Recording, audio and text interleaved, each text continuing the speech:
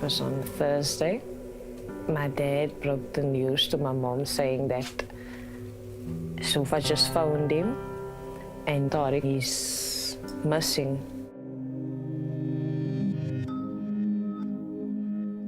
My daughter-in-law sent me a message to say that, Daddy, did you hear about Tarek? It's all over on Facebook that we think that Zufa is looking for Tarek. Tarek is missing. And it was shocking news for me.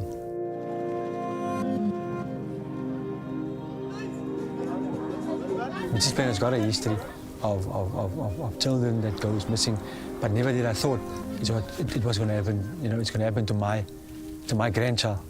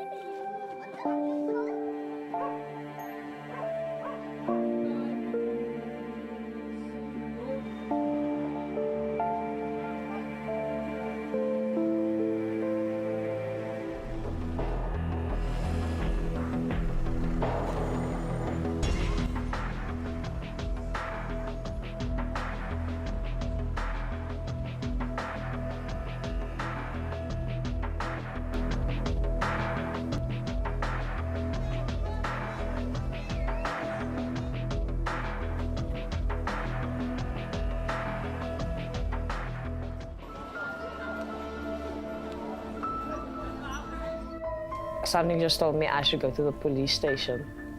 When I got to the police station, she was there. And that is where she told me that she was in the town center by this bag store, and when she turned around, he was gone.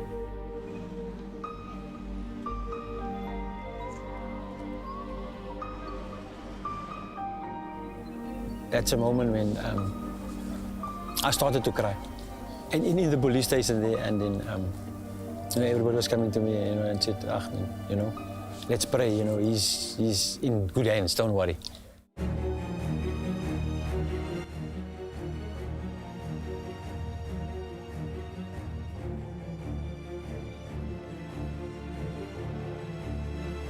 We went on a search in the whole of the town center, from the back to the front, made pamphlets.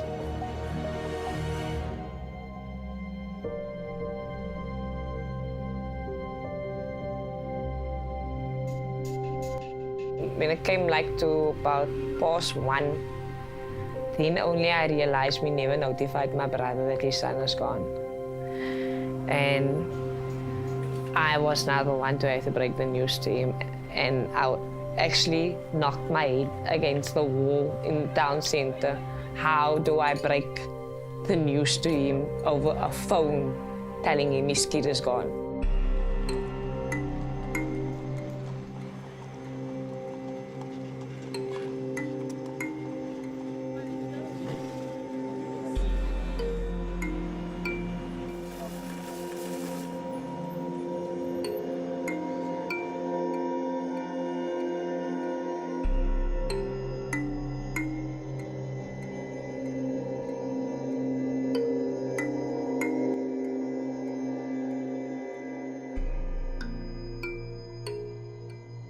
It was around about 9 years when I received a call again, telling me that we're going to start a third party on the hill.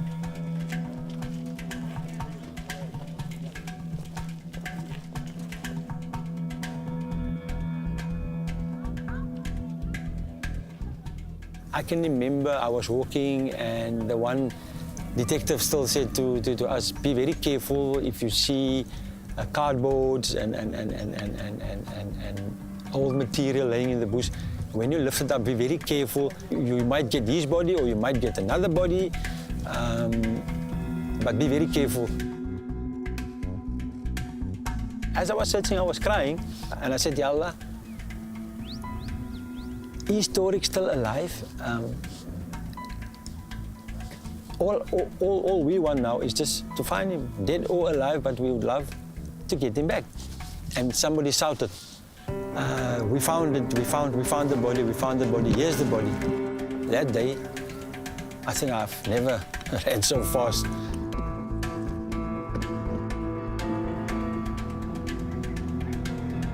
And I just sat down and cried.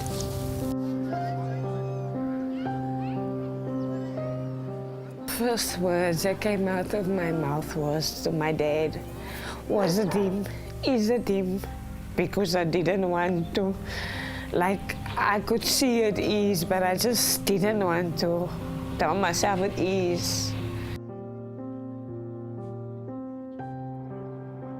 I think that was like just the hardest part that I could ever experience, because all I saw was the backside of his body.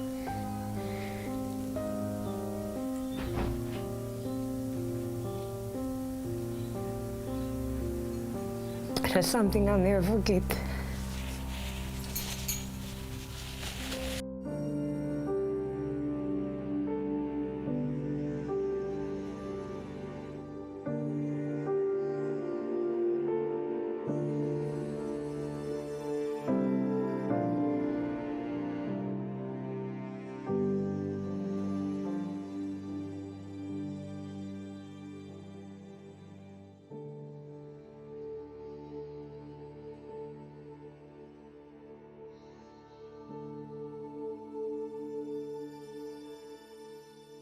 After we found the body, when it was the janaza, the Sunday, while we were busy preparing to bury him, we were standing in the kitchen and then the radio was on, and then we heard over the radio that she just confessed to murdering him.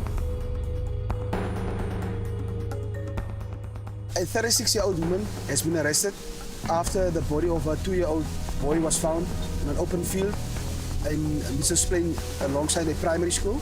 She is currently in custody and will appear in the Mrs. Plain Magistrate Court for murder as well as child abandonment.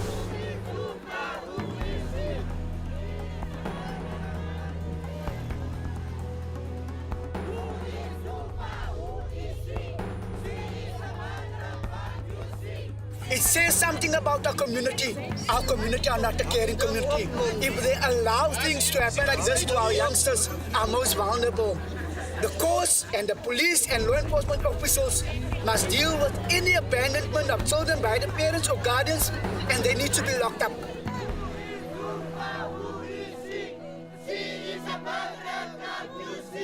I said to, father-in-law, why? Now I'm sure she did it because from what I saw there, you can see it was, there was a jacket thrown over him. It wasn't a body that laid there, that was just dumped there. You can see it was just thrown there. Because there was something she said to my sister-in-law, that even if I speak the truth or even if I tell you what happened, nothing is going to bring him back. And I think that is where we discussed and we said to ourselves that something is wrong here. She is a mother of God to see. No baby killer. No baby. No baby for a baby killer is a child.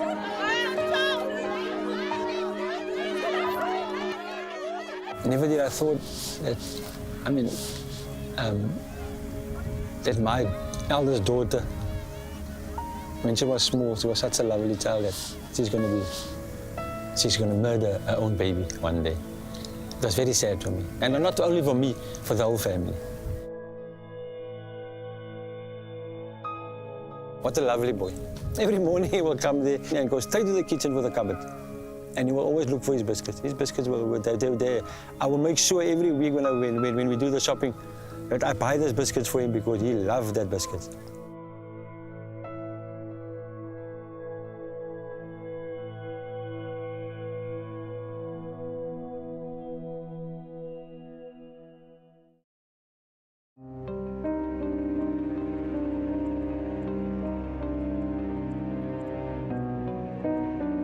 She said what happened that morning is that Tarek was hungry, and that morning there was no porridge for him, and she got so fed up. And that is when she just walked. She said, Daddy, I just walked, and I walked with him. I walked past, I walked out straight up to where I murdered him. I took him straight to the place, and I was sitting there with him, and she never said to me what she was talking to him. But she was sitting there with him and sitting there with him, and the next minute she said, I just took his head and I just kept it against the sand. And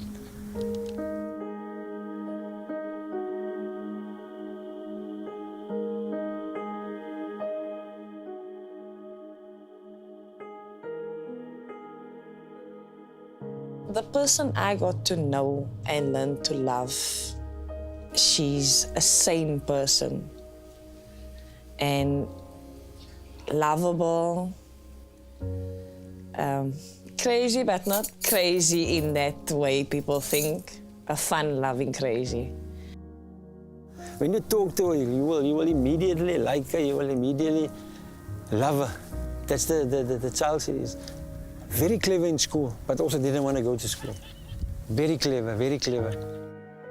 There was never a dull moment. There's some days that I still hear. I always said she had a stupid laugh, and when I said it to her, she would still laugh. Zulfa was the sister I never had.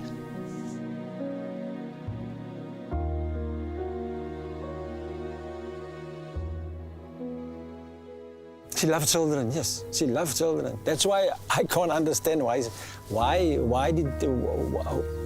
did she kill Tarek? She was working with kids every single day, taking them for a walk to the park. And the mothers, the parents of the kids, they liked her, they all liked her, because when all this happened, they couldn't believe it when we said, it is Zulfa confessed to murdering her own baby. They couldn't believe it. They said, no, it can't be, it's impossible.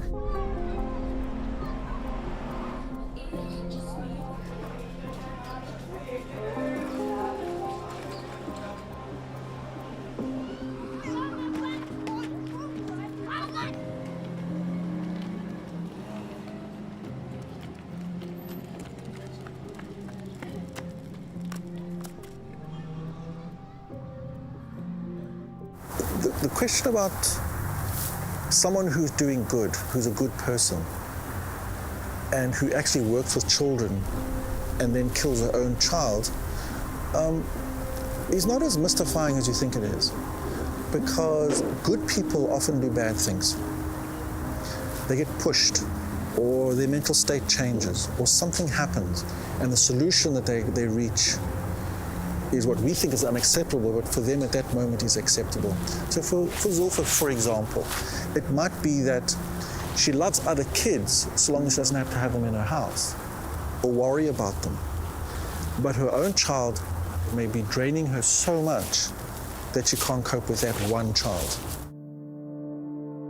I said to her, you know, Zulfa, you could have, I mean, what was wrong? I mean, why didn't you just come knock? I mean, you were down the road, why didn't you just come knock on the door? If you didn't want Tarek, why didn't you open the door, throw him in, close the door, and just run away? And she will just say, Daddy, but I didn't want to do it, but because he was hungry, I never had money, I don't know what to do.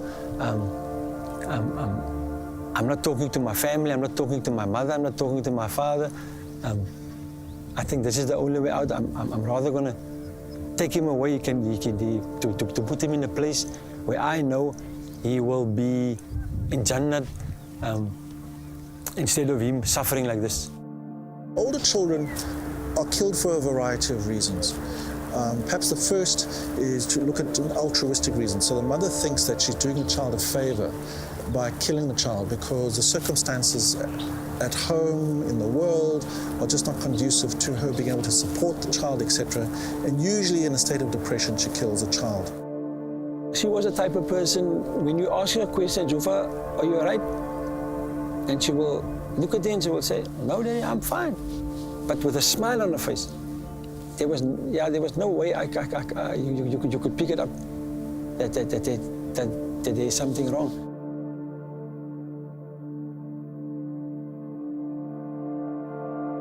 I I did everything that a wife should do to keep my husband happy. I started stealing for him and his son so that we can survive.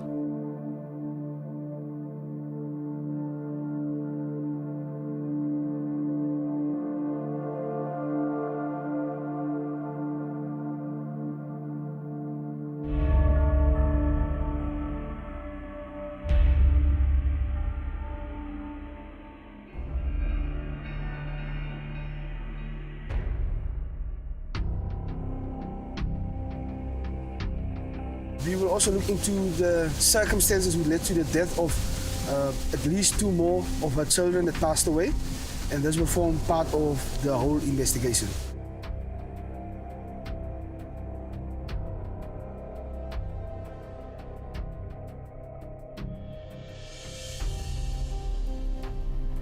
The first one, Aila, she also never stayed with us. She woke up and Aila was hungry, and she gave Naila a porridge, porridge in the morning. And she went to lay again, and she was watching TV, and Aila was laying next to her. And I don't know what happened, but she said she looked and next to her, and she saw Naila's lips is blue. Aila was 3 years old. She died of, they call it a cot death. They did an autopsy. After Naila, it was Sabri. She fell asleep, Ghida fell asleep, and next minute when they woke up, his face turned blue, and then they had to rush him also to a day hospital. And also, when they got to the hospital, it was too late, he was gone already. It was discovered that he drank some acid.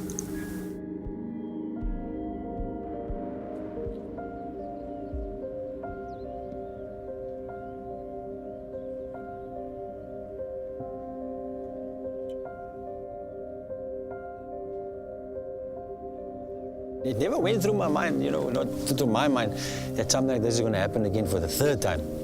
It's very hard. So, I mean, as a grandfather, for me, it's very hard. So not only for me, for the wife, for her sister, and her 2 brothers. It is something that we never thought that it's going to happen to us as a family.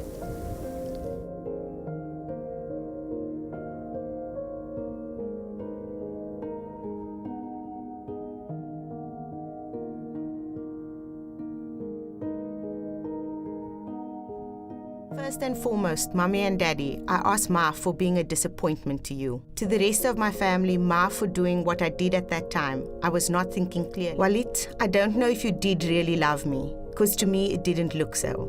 I was just there to do whatever you asked me to do. I ask Ma of you for taking your son away, because the time you were there to me, it looked like he was a burden to you. I hope that you will find it in your heart to forgive me. Everything she stated in that letter was about us and my brother. She begging him for forgiveness.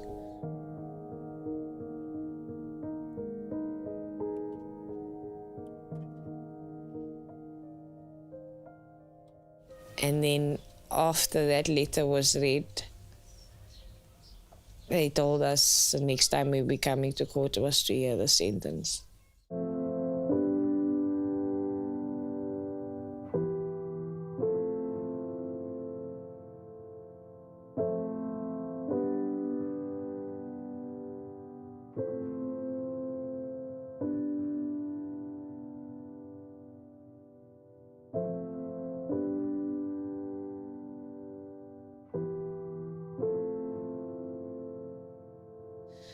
We were all in court.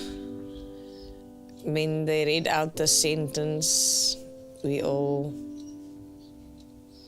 look from outside of the family. Most of us said, not even the years that she's gonna get is gonna bring him back.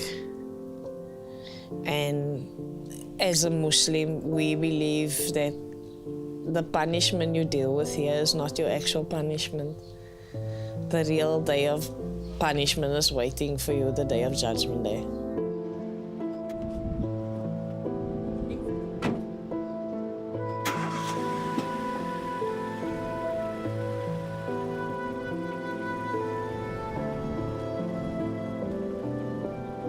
she did wrong. I mean, I don't condone for what she did, but yes, she must get punished, but I mean, 20 years. I mean, how is she going to get a better, how will she become a better person? If you got 20 years to sit there inside and do nothing, you need help.